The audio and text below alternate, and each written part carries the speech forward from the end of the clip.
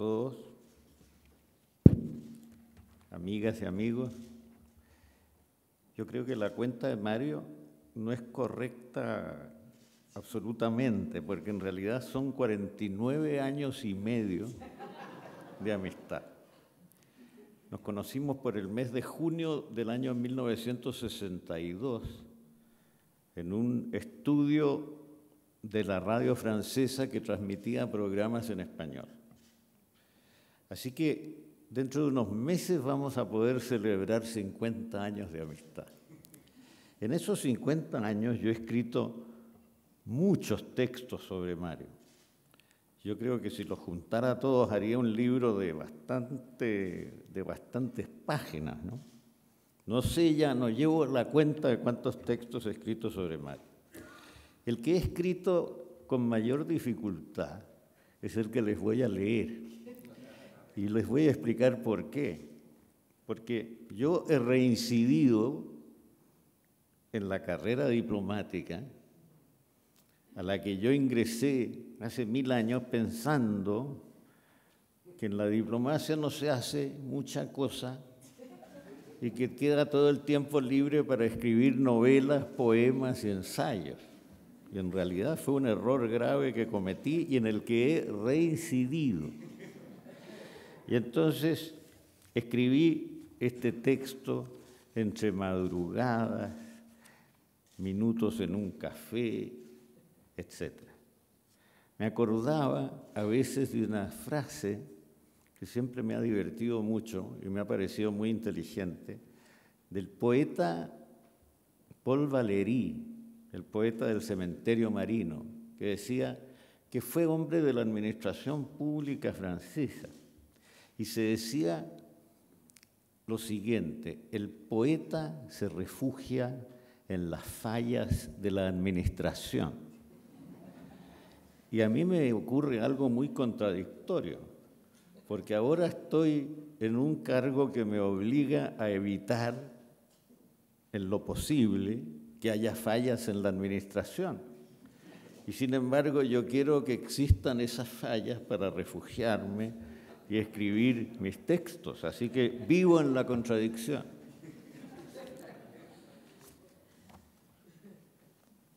Voy a leer lo que escribí, quizás voy a hacer alguna digresión.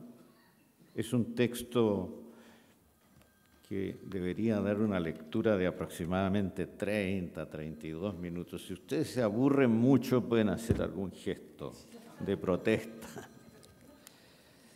Lo que primero me sorprendió en el joven Mario Vargas Llosa, a quien conocí en el París de mediados de 1962, fue su pensamiento literario enteramente personal, original, autónomo, indiferente a los lugares comunes de la crítica, de la academia, de la moda.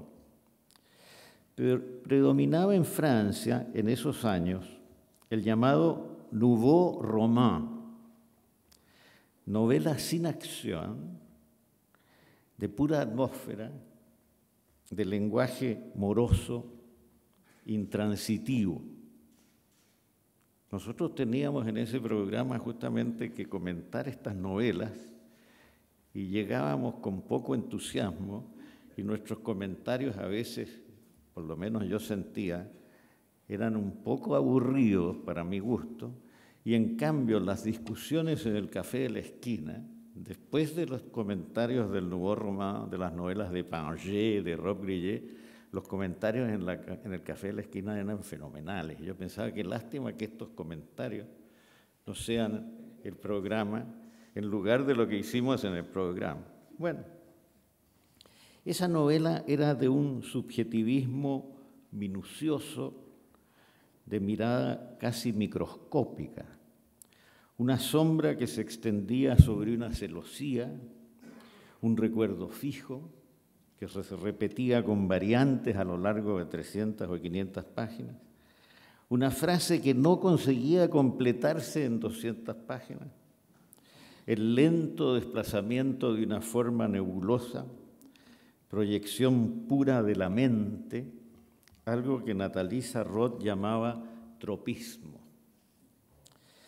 El joven Vargas Llosa, dotado a sus 20 años de una seguridad intelectual singular, sorprendente, caballero andante de la literatura, meteco en rebeldía, se proponía hacer exactamente lo contrario que el Nuevo Romano.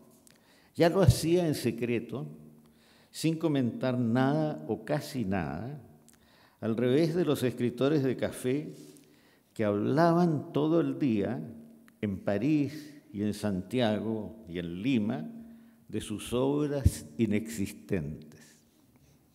En esos días no se había escuchado hablar todavía del boom de la novela en América Latina, palabra que siempre consideré horrible y que sigo considerando horrible, pero que, en fin, describe un fenómeno y a veces hay que usarlo.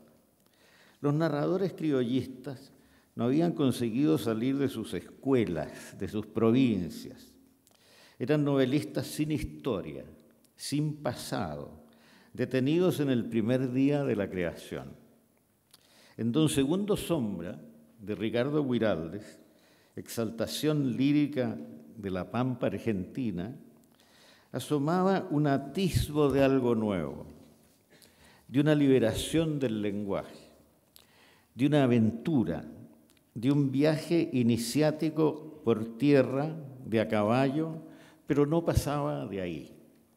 Mario, a todo esto, en un pequeño departamento de la Rue de Tournon de París, detrás del primer patio, de un árbol cuyas raíces levantaban las piedras, devoraba libros, veía una película del oeste cada noche y escribía largas horas en una máquina de escribir antigua frente a un grueso legajo de hojas en blanco, debajo de sinopsis clavadas con chinchetas en las paredes de sus personajes, sus espacios urbanos y campestres, sus interiores y exteriores.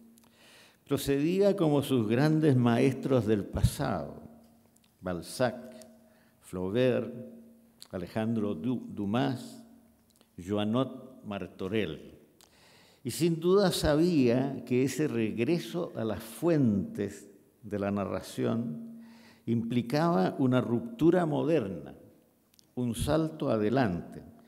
En otras palabras, hacía la crítica del presente inspirado en los maestros del pasado, leyéndolos con pensamiento abierto, con libertad de imaginación. Todo lo anterior no excluía una atención continua, permanente y aguda a lo que se escribía en el momento en todas partes, una exploración constante de las posibilidades del género novelesco. Podía ser un admirador apasionado de William Faulkner y de Juan Carlos Onetti, y a la vez un lector inusual, excepcional, casi único en esos días, del Amadís de Gaula y del Tirante del Blanco. Algunas veces pensé que podría crear un espacio imaginario al estilo de Macondo, que todavía no conocíamos, o del Yoknapatoffa de Faulkner, que transitábamos de un extremo a otro en las novelas, junto a los insobornables Sartoris o los Snopes subrepticios.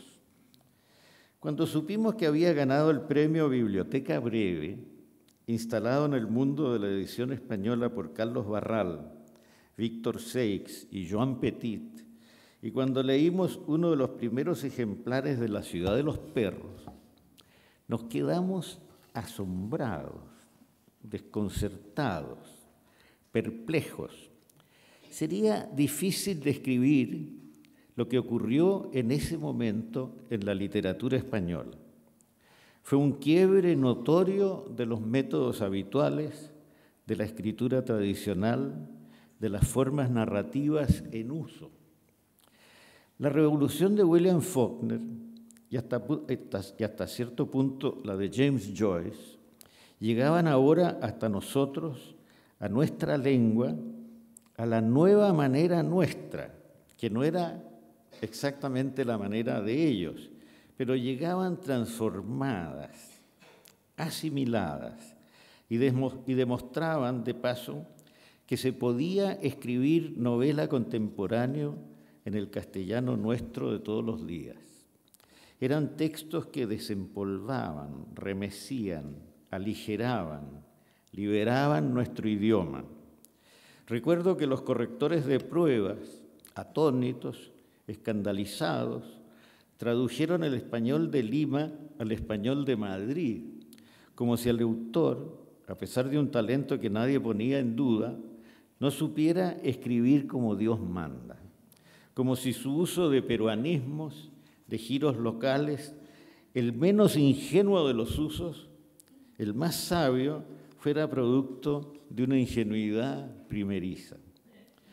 ¿Cómo describir esta revolución narrativa que Mario Vargas Llosa no era el único en hacer en ese momento, pero donde asumía, a su modo, con perfecta seguridad, con esa seguridad que siempre me sorprendía, sin mirar hacia ningún lado, un papel inmediato y contundente de protagonista? Creo que puedo recurrir a un método de aproximación desde ángulos diversos.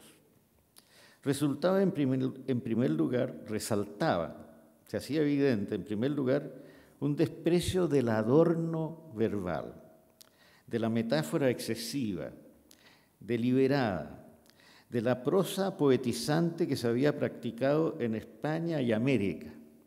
El propio Guiraldes, Gabriel Miró, Ramón del Valle Inclán y un largo etcétera.